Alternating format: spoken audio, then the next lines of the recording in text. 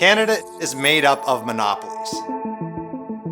Banking, groceries, airlines, cell phones, home internet, even beer. Across almost every sector and industry, monopolies and oligopolies reign supreme. And there are a few winners and many losers when there is less competition. Lower investment, lower productivity, fewer startups, higher prices, worse service, lower wages, and more wealth inequality. More monopolies means that Canadians pay the highest fees in the world for less.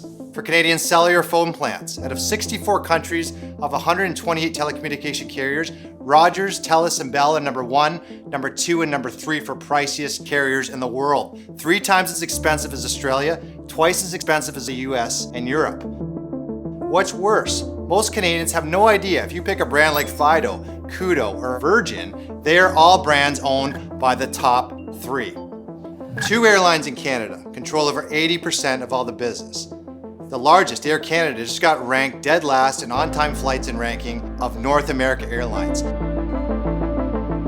6 Canadian banks own 87% of all the Canadian mortgages. But with the government approving the merger of the number 1 bank, RBC, buying the number 7 bank, HSBC, it is now 6 banks controlling 90% of all the mortgages.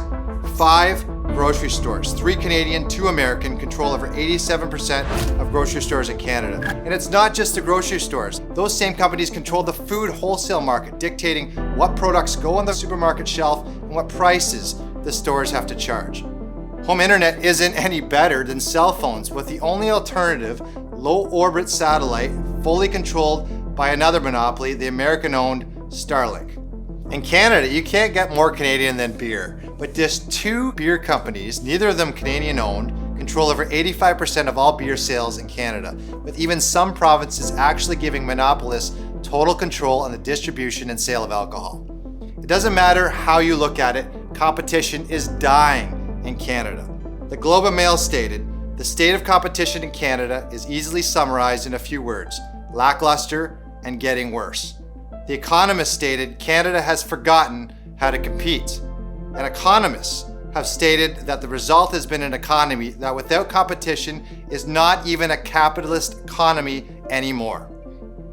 And there is one simple fact. The federal government has done little to prevent this concentration, and in fact has done much to encourage it. Canada has a monopoly problem.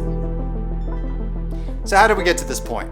Why are there more monopolies, and why are they bad for the economy? And how does it actually affect you? We did not get to this point by accident. We actually got here by design. Canada has a long history with monopolies. In fact, we can trace it all the way back to 1670 and our original monopoly, the Hudson Bay Trading Company. Let's fast forward to the late 1800s. Critical markets across Canada and the United States were being dominated by trusts, single giant companies owning 90% or more of markets like oil, steel, railways, and the banking industry. In 1889, it was Canada that passed the world's first antitrust legislation to protect competition in markets by breaking up trusts and monopolies. The US followed suit with their act called the Sherman Act, which banned monopolies and broke up anti-competitive trusts. With privately owned trusts and monopolies mostly broken up in Canada, monopolies did begin to reappear in the form of government. Crown corporations, government-controlled Canadian National Railways, the Canadian Broadcasting Corporation, Air Canada, Petro-Canada, and Via Rail. These government-owned monopolies lorded over Canada until the 1980s, when the American stance on monopolies shifted towards deregulation, a stance which Canada soon followed. Crown corporations were privatized and their markets deregulated, but Canada still didn't get it right. In fact, it got worse. Our laws concerning monopolies and competition were rewritten into the Competition Act, which by design actually encouraged big players to dominate their markets and allow efficiency of the company to operate to trump competition concerns, prices, or the well-being of the consumer. The federal government made competition worse by over-regulating industries such as airlines, banking, and telecommunications to actively protect the monopolies by keeping new players out, which allowed the monopolies to buy up their smaller, upstart competitors. Since the 1980s, we have seen an unprecedented consolidation across almost every industry and marketplace. Today, it is so bad that if you look at the top 20 companies in Canada, the average founded year is 1914. In the US, that year is 1944. So why are monopolies so bad? When you say the word monopoly, most people's first thought is the classic board game we all grew up playing. We all learned young what happens when one player owns all one type of property, railroads or utilities.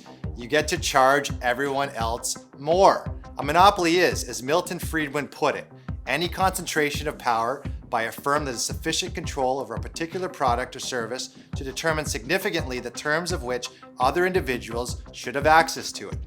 Monopolies are price makers who set the price of goods near the highest amounts consumers would pay for them and get away with it because there are no alternatives to go to.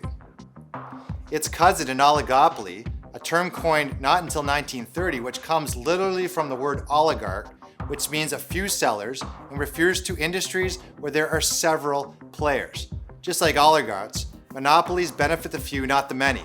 In short, monopolies hurt Canadians. Unless you're a shareholder, of course, of one of these corporations, then you have had it made. Adam Smith's Wealth of Nations, way back in 1776, knew this concept by explaining a strong capitalist economy, which included the invisible hand of many buyers and sellers that dictates price. When the invisible hand is removed by monopolies and oligopolies, there is no price negotiation, only price setting, and that is not a free market.